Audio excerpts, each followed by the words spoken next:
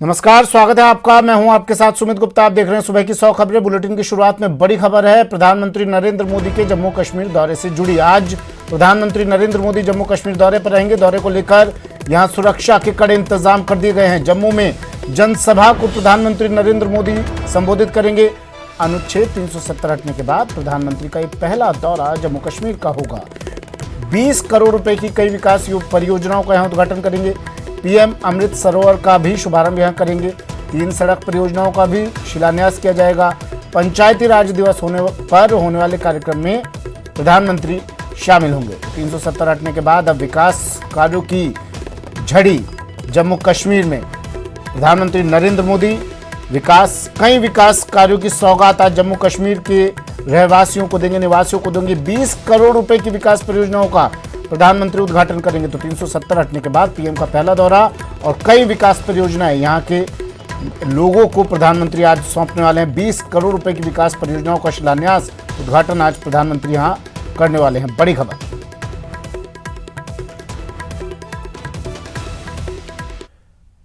वहीं प्रधानमंत्री नरेंद्र मोदी आज मन की बात भी करेंगे। 88वीं कड़ी होगा मन की बात का। ये आज प्रधानमंत्री बात करेंगे, देश को संबोधित करेंगे। प्रधानमंत्री नरेंद्र मोदी आज लोगों के साथ अपने विचार शेयर करेंगे, साझा करेंगे, देश के बड़े मुद्दों पर चर्चा करेंगे।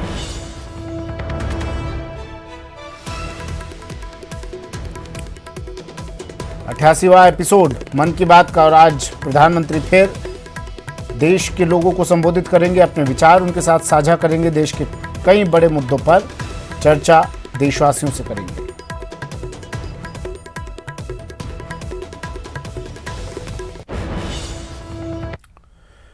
वहीं मुख्यमंत्री अशोक गहलोत आज डूंगरपुर जाएंगे। डूंगरपुर दौरा मुख्यमंत्री अशोक गहलोत का सुबह 10 बजे जयपुर से विशेष विमान से रवाना होंगे और 11 बजे उदयपुर के डबोक एयरपोर्ट पर मुख्यमंत्री अशोक गहलोत पहुंचेंगे।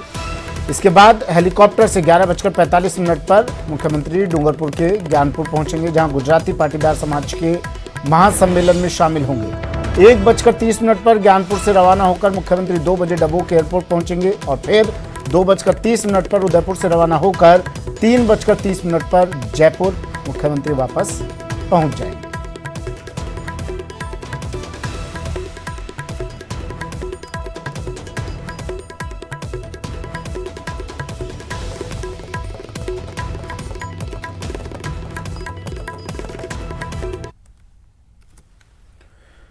वहीं कोविड स्वास्थ्य सहायक धरने पर बैठे हैं लगातार पिछले 24 दिनों से। आज 24वां दिन है उनके धरने का। शहीद स्मारक पर स्वास्थ्य सहायकों का धरना लगातार जारी है। आज भीषण गर्मी के बीच धूप में खड़े होकर ये प्रदर्शन करेंगे। दोपहर 1 बजे अपनी मांग को लेकर प्रदर्शन कोविड स्वास्थ्य सहायक आज करेंगे।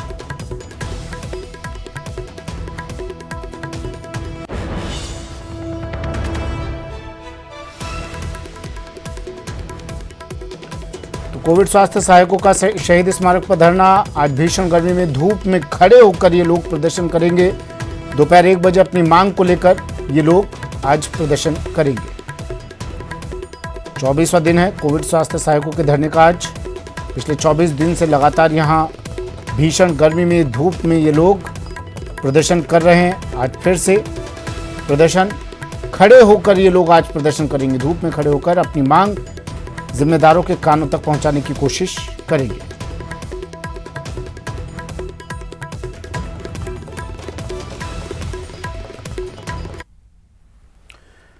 और खबर जयपुर से है। जयपुर एयरपोर्ट पर बड़ी कार्रवाई की गई। एयरपोर्ट पर 42 लाख का सोना पकड़ा है। 3 कैप्सूल से 42 लाख का सोना पकड़ा है। 3 कैप्सूल से 851 ग्राम सोना बरामद किया है। सीमा शुल्क अधिनियम के तहत ये सोना जब्त किया गया है और आरोपी को भी गिरफ्तार कर लिया गया है। ये देखिए, पिघलाया गया सोने को, कैप्सूल से निकाला गया इस सोने को और फिर पिघलाया गया। 42 लाख का 851 ग्राम इसका वजन बताया जा रहा है और बाजार कीमत 42 लाख इसकी बताई जा रही है। सीमा शुल्क अधिनियम के तहत सोना जब्त, आरोपी को गिरफ्तार कर लिया है। नए नए तरीके अभी तस्कर आजमा रहे हैं और उन्हीं में से एक अनोखा तरीका ये देखिए, कभी रेडियो की बैटरी में छिपाकर सोना लाया जाता था और आज कैप्सूल में सोना छिपाकर ला रहे थे। 3 कैप्सूल से ये सोना बरामद किया है। 42 लाख का सोना देखिए, कैप्सूल से निकालने के बाद इस सोने को पिघलाया गया। 851 ग्राम इसका वजन निकला, 42 लाख इसकी कीमत बताई जा रही है।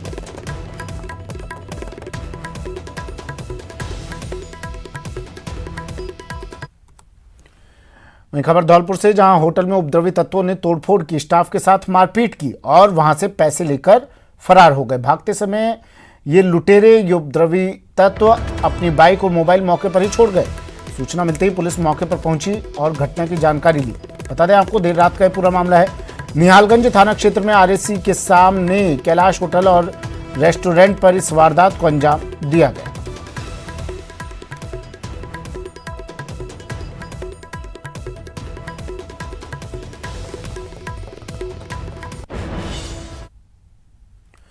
और अब बात मरुधरा के सबसे बड़े ट्रैप की। जी हां, अलवर के पूर्व कलेक्टर नन्नूमल पहाड़िया, आरएएस अशोक सांखला और दलाल नितिन शर्मा को एसीबी ने ट्रैप किया है। 5 लाख रुपए की रिश्वत लेते इन्हें रंगे हाथों धर दबोचा है। दरअसल सहयोग के नाम पर रिश्वत का एक खेल चल रहा था। यह रिपोर्ट देखिए। सदैव सजग, एक्शन गजब।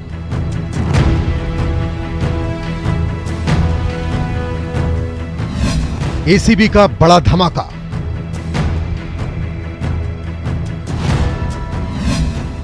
मरुधरा का सबसे बड़ा ट्रैप।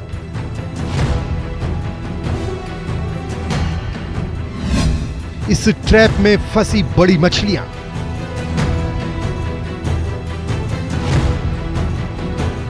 जी हां, मरुधरा के सबसे बड़े ट्रैप की यही 3 किरदार हैं।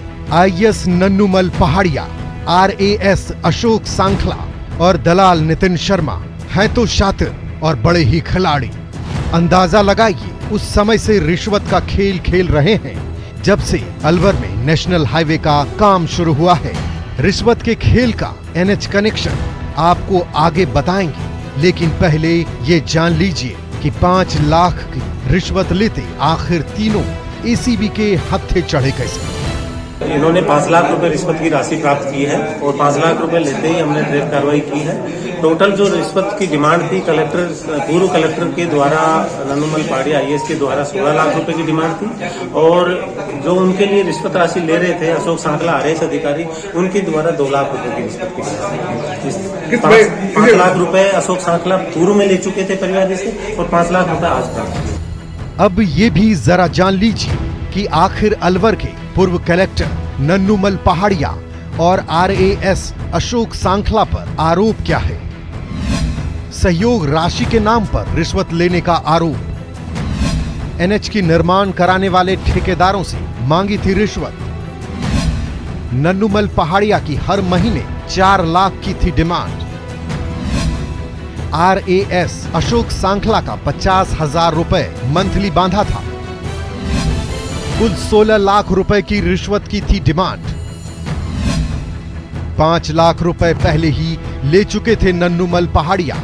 नवंबर 21 से फरवरी 22 तक की 4 महीने की रिश्वत राशि जो प्रति माह कलेक्टर साहब जो नन्नूमल पहाड़िया आईएएस हैं वो प्रति माह 4 लाख रुपए के हिसाब से और अशोक सांखला RAA 50,000 रुपए प्रति माह के हिसाब से मांग रही है। इस शिकायत का हमने फिर परिवादी से सत्यापन करवाया।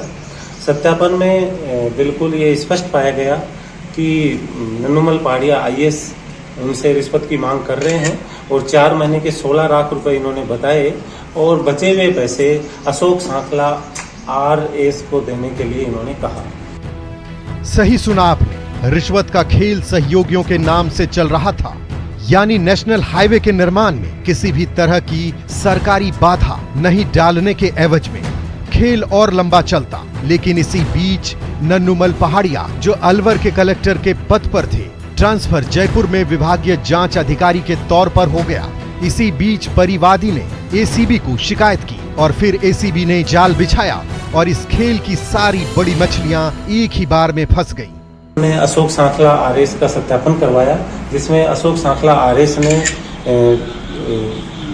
नन्नूमल पहाड़िया आईएएस की बातों से सहमति जताते हुए अपने हिस्से के जो 2 लाख रुपए थे 4 महीने के 50,000 के हिसाब से, उसमें 1 लाख रुपए कम करते हुए ये कहा कि मेरे तो 1 लाख रुपए ही दे देना और बचे हुए जो कलेक्टर साहब के जो 16 लाख रुपए हैं उनमें से 5 लाख रुपए आप मेरे को दे चुके हो, 11 लाख रुपए बचे हैं जो मुझे आप टोटल 12 लाख रुपए दे जाएंगे। ये सत्यापन सही पाए जाने पर हमने इस ट्रैप कार्रवाई का आयोजन डिप्टी एसपी महेंद्र कुमार के नेतृत्व में टीम गठित करके किया और जैसे ही 5 लाख रुपए परिवादी ने अशोक सांखला को आरएस को दिए तो हमने ट्रैप कार्रवाई जुलाई महीने में आईएएस नन्नूमल पहाड़िया रिटायर भी होने वाले हैं और उससे पहले ही रिश्वत के खेल में फंस गए।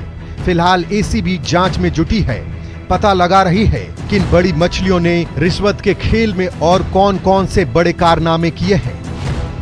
अलवर से न्यूज 18 राजस्थान के लिए राजेंद्र शर्मा की रिपोर्ट। वहीं अलवर एसीबी की टीम ने 5 लाख की रिश्वत लेते पकड़े पूर्व डीएम नन्नूमल पहाड़िया और आरएएस अधिकारी अशोक सांखला और दलाल नितिन पर कार्रवाई और सर्च ऑपरेशन पूरी होने के बाद मेडिकल करवाया। एसीबी की टीम ने देर रात 3 बजे अलवर के सामान्य चिकित्सालय में तीनों आरोपियों को ले जाकर उनका मेडिकल चेकअप करवाया। इसके बाद एसीबी की टीम आरोपियों को लेकर एसीबी ऑफिस रवाना हो गई। आरोपियों को आज एसीबी की टीम के द्वारा कोर्ट में पेश किया जाएगा। रविवार का अवकाश होने के कारण न्यायाधीश के आवास पर पेश किया जाएगा। वहीं अस्पताल में मेडिकल करवाने के बाद पूर्व जिला कलेक्टर नन्नूमल पहाड़िया और आरएएस अधिकारी अशोक सांखला से उनका रिएक्शन लेने की कोशिश की तो दोनों खामोश ही दिखाई दिए और पूर्व जिला कलेक्टर रिश्वत लेने के आरोपों को इनकार करते रहे।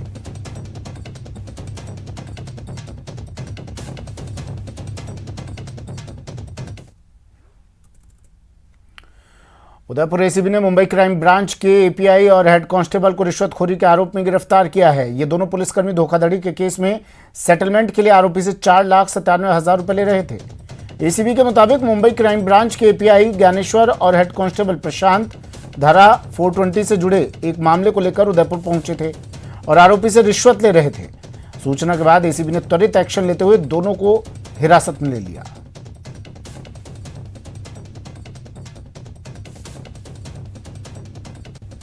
क्योंकि गाड़ी के नंबर वगैरह भी हमारे पास आ गए थे तो हमने इनको बीच में रोका, इनको चेक किया, इनसे पूछताछ की और फिर इनके पास से 4,97,000 रुपये बरामद हुए। इनसे पूछताछ की तो ये उसका कोई कारण नहीं बता पाए कि 4,97,000 रुपये इनके पास कैसे आए। क्योंकि जिस आदमी को इनको डिटेन करना था वो इनके साथ था, हमने उससे पूछताछ की, उसने बताया कि साहब इन्होंने मुझसे मांगे, अपनी डिटेंशन में रखते हुए उन्होंने इससे पैसे की डिमांड की। तो चूँकि 10 लाख रुपए पूरे वो नहीं एक बार में अरेंज कर पाया, तो जितने अरेंज कर पाया वो मैंने इनको दे दिए, ऐसा उसने बताया। तो हमने वो 4,97,000 रुपये भी इनसे अभी कब्जे में लिए हैं और अभी पूछताछ भी जारी है, हमारी इन्वेस्टिगेशन जारी है। वक्त एक ब्रेक का है, जल्द हाजिर होंगे।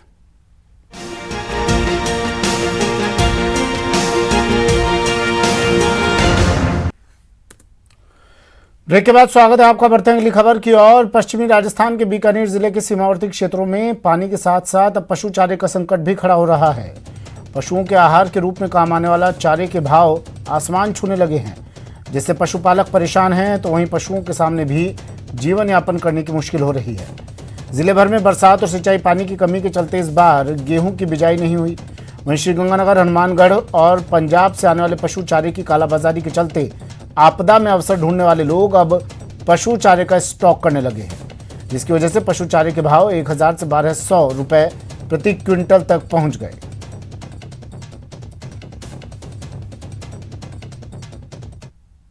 कुंटल की दर से मिलती थी, जो हम 550 रुपए प्रति कुंटल की दर से यहाँ सेल कर रहे थे, जो कि अब कनक की कटाई हो चुकी है और तूड़ी मार्केट में आ चुकी है। लेकिन कुछ बड़े स्टॉक के व्यापारी है जो तूड़ी को महंगा स्टॉक कर रहे हैं, जिससे तूड़ी की महंगाई बढ़ रही है और वो मार्केट में आने नहीं दे रहे। हाजवाला में बहुत गहरी स्थिति है आज के दिन में। जिस प्रकार से पहले नहरबंदी रही, फिर पानी की किल्लत रही, तो गेहूं का बीजांत यहाँ कम हुआ, रकबा कम हुआ। रकबा कम होने के कारण गेहूं का भूसा है जो यहाँ नहीं हो रहा है। कुछ एक बड़े बड़े जमींदारों के हुआ तो उन्होंने स्टॉक कर लिया। राजस्थान हज कमेटी ने प्रदेश में हज यात्रा की तैयारियां शुरू कर दी हैं। केंद्रीय हज कमेटी ने देश भर में प्रदेश के मुताबिक सीट्स का आवंटन कर दिया है। राजस्थान से 1994 लोगों को इस बार हज का मौका दिया जाएगा। इस साल सऊदी सरकार दुनिया भर के करीब 10 लाख लोगों को हज का मौका दे रही है। इनमें से भारत को कुल 55,164 सीटें मिली हैं। प्रदेशवार वहां की मुस्लिम आबादी के मुताबिक राजस्थान से हज के लिए 1994 लोगों को मौका दिया जाएगा। इस बार हज की सीट्स भी कम है और आवेदन भी कम है, लेकिन कोविड की पाबंदियों के साथ करीब 2 साल बाद हज यात्रा होगी।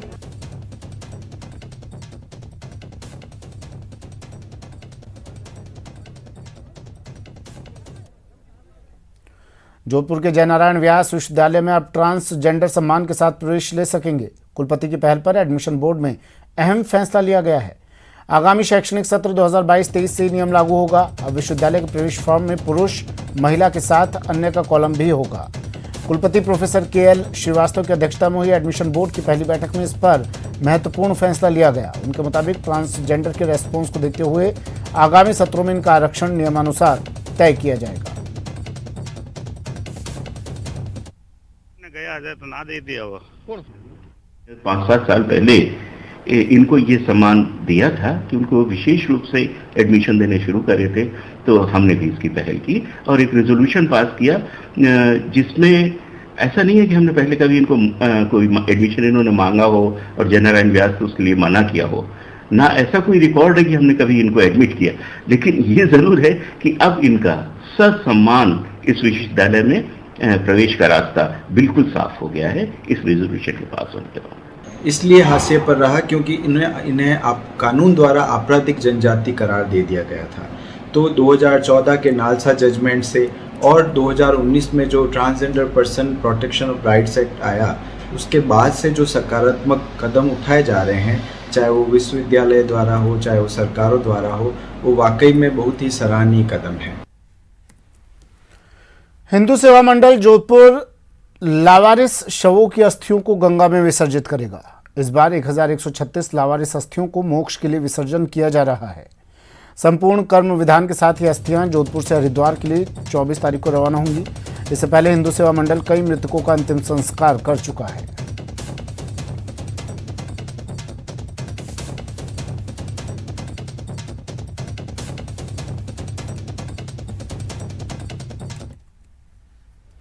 और खबर झालावाड़ से है। यहाँ एक पति ने अपनी पत्नी पर धारदार हथियार से हमला कर दिया।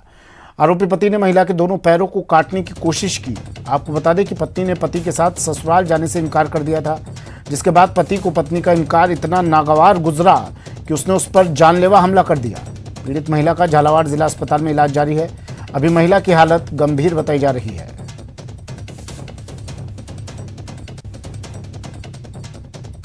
परसों पहले दिन इसने फ़ोन किया कि भैया मेरे को लेने आ जाए, मेरे को जान से मार देगा। तो मैं और मेरी मिसेज इसको लेने चले गए, तो वहाँ से लेके आ गए। वापस आया वो इसका पति, तो रात भी रहा। फिर दिन में इसको बोला कि चलिए क्या करिए, मना कर दी सर।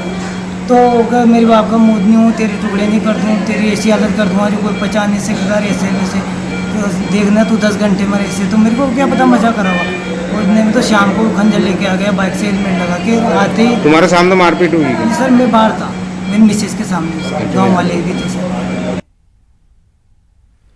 प्रधानमंत्री नरेंद्र मोदी ने फसलों में नुकसान को कम करने और किसानों की आमदनी दोगुना करने के लिहाज से प्रधानमंत्री फसल बीमा योजना की शुरुआत की। लेकिन राजस्थान में यह अति महत्वाकांक्षी योजना इन दिनों अफसरों की मौज के चलते किसानों से ठगी का जरिया साबित हो रही है। सांसद जौनापुरिया ने कृषि विभाग और बीमा कंपनियों पर किसानों से मनमानी लूट कर उन्हें फसल बीमा के नाम पर कुछ नहीं देने का आरोप लगाया है। साथ ही जौनापुरिया ने कहा है कि अधिकारियों ने बीमा कंपनियों के साथ मिलकर देश के सबसे बड़े किसान घोटाले को अंजाम दिया है। अगले 10 दिनों का अल्टीमेटम देकर कहा कि सरकार और विभाग के अधिकारी किसानों को तुरंत लाभ दें, वरना बड़ा आंदोलन सड़क पर उतरकर किया जाएगा। वो भी इतनी राशि पे है, बाकी 33 जिले में सब जगह होगा, लेकिन मैं तो 2 जिले की मैं बात कर रहा हूँ। दोनों जिले में हर बार 200 करोड़ के करीब हो गया। अब 33 जिलों में क्या हो रहा होगा आप समझ लो उस बात पे।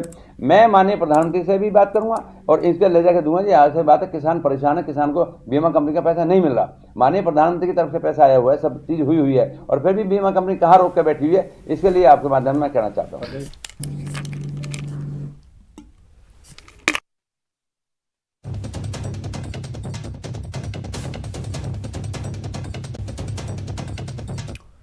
चलिए शुरू करते हैं।